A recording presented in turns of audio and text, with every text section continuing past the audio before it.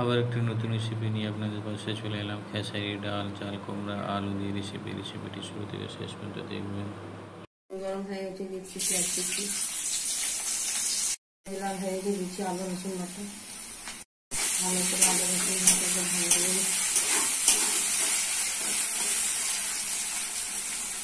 রসুন লাল হয়ে গেছে, দিচ্ছি মশলা, হলুদ গুঁড়ো 1 চামচ, লঙ্কা গুঁড়ো 1 চামচ, জিরা গুঁড়ো 1 চামচ, ধনে গুঁড়ো 1 চামচ, লবণ 1 চামচ। মশলা ভালো করে কষে নিতে হবে। মশলা কষা হয়ে গেছে, দিচ্ছি খেসারির ডাল। খেসারির ডাল মশলার সঙ্গে ভালো করে কষে কষে রান্না করে দিতে হবে। খেসারির ডাল কষা হয়ে গেছে, একটু চাল কুমড়া, আলু,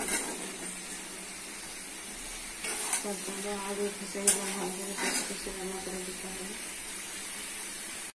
খেসারির ডাল, আলু, চাল কুমড়া কষা হয়ে গেছে, দিচ্ছি জল।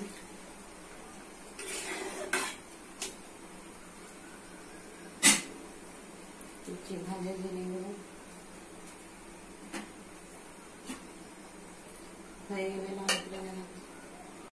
রেসিপিটি রেডি হয়ে গেছে। কত সুন্দর, কত টেস্টি। বাড়িতে করে খাবেন, পরিবারকে করে খাবেন। সাবস্ক্রাইব করবেন, সঙ্গে থাকবেন, পাশে থাকবেন।